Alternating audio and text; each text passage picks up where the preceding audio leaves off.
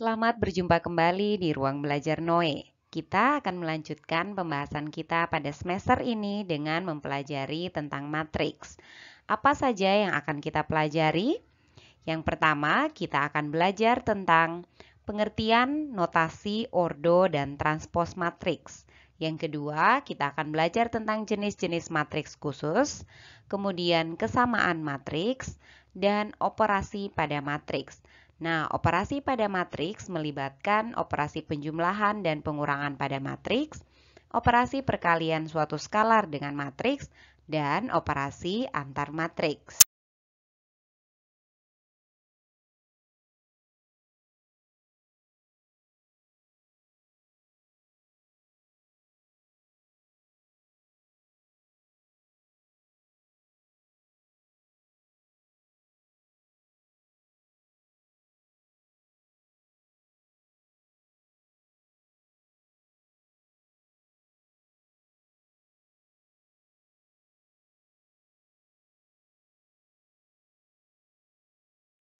Nah, pasti kalian sudah mengenal dan pernah melihat daftar absensi, daftar gaji, atau tabel harga kredit sepeda motor, atau tabel harga parkir tempat wisata, maupun sejenisnya.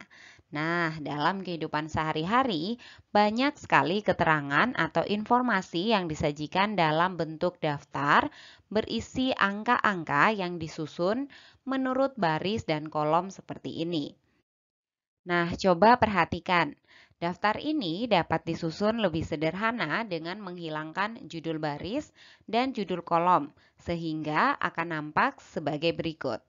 Dan jika susunan bilangan-bilangan tersebut ditulis di antara dua tanda kurung, baik itu kurung biasa atau kurung siku, akan nampak seperti ini. Nah, susunan bilangan inilah yang akan kita sebut dengan matriks. Kita lihat definisinya.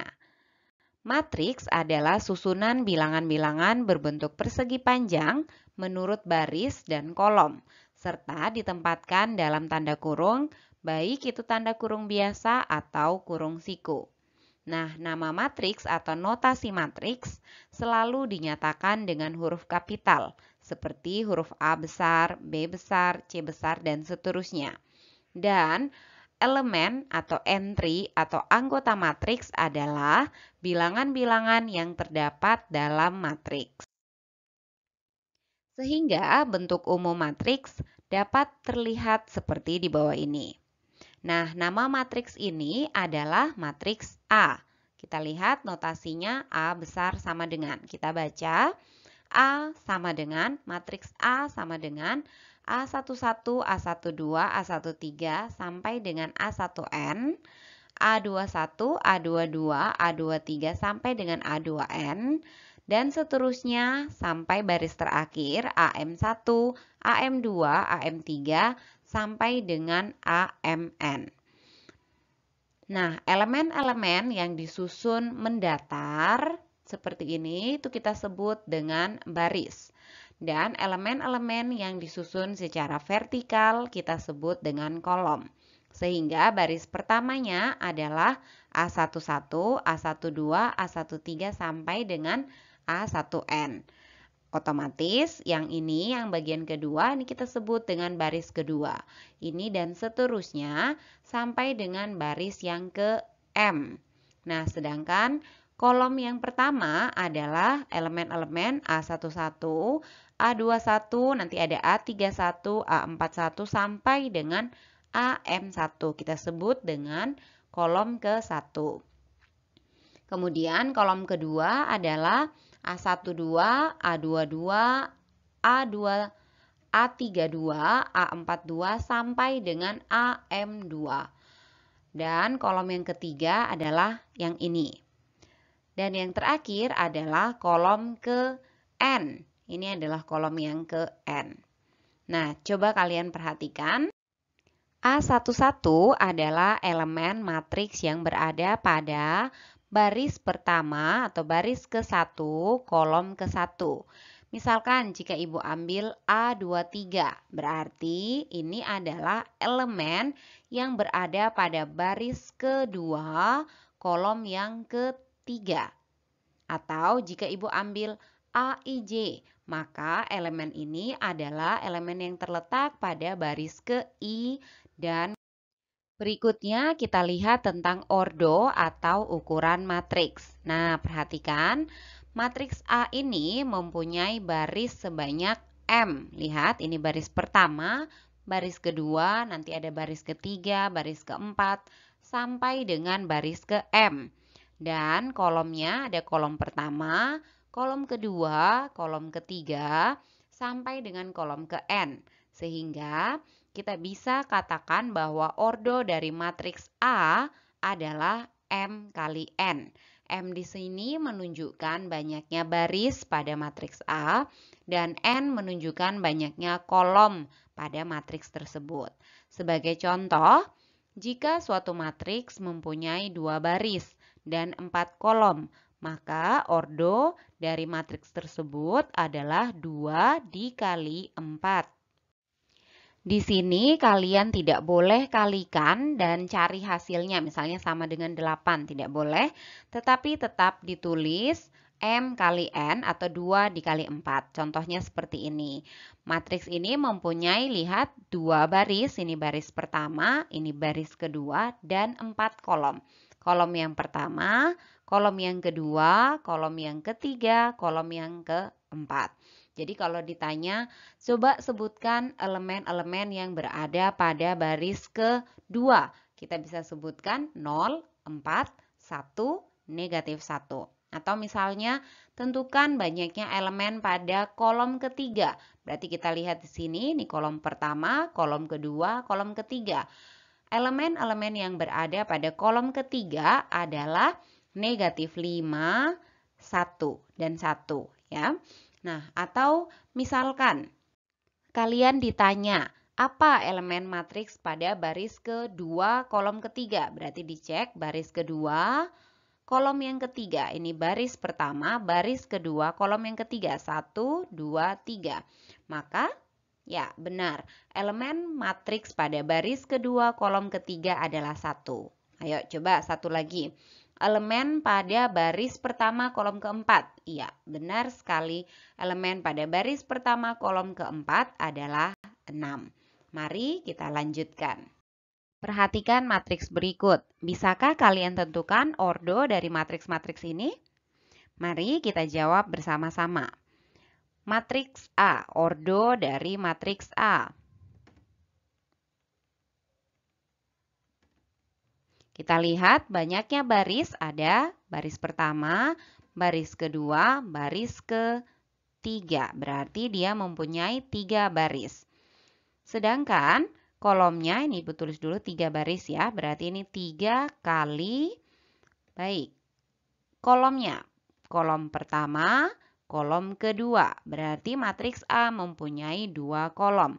Artinya ordo dari matriks A adalah 3 dikali 2. Jangan dikalikan ya. Baik, berikutnya. Ordo dari matriks B. Sudah bisa kalian tentukan sendiri? Oke. Ordo dari matriks B. Matriks B mempunyai baris pertama, baris kedua. Berarti ada 2 baris. Dan ada 1, 2 kolom. Maka ordo dari matriks B adalah 2 dikali 2. Sedangkan ordo dari matriks C. Matriks C di sini mempunyai, kita lihat, 1 baris pertama, baris kedua, baris ketiga. Maka barisnya ada 3, 3 dikali dengan kolomnya hanya ada 1. Maka ordo dari matriks C adalah 3 dikali 1. Sekarang kita lanjutkan dengan transpos matriks. Dari pembentuk katanya, transpos terdiri dari 2 kata, yaitu trans dan pose. Nah, trans artinya ganti atau berubah, dan pose artinya posisi.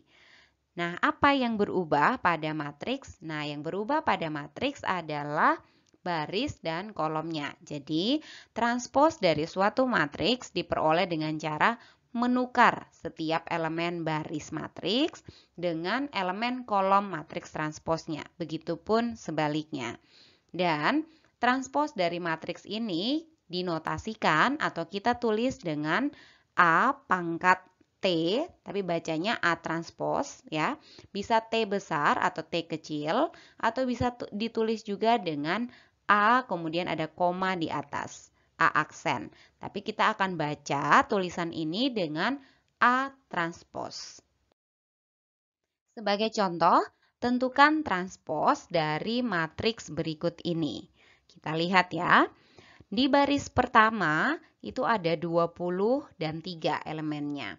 Di baris kedua ada 15 dan 12. Di baris yang ketiga ada 11 dan 15.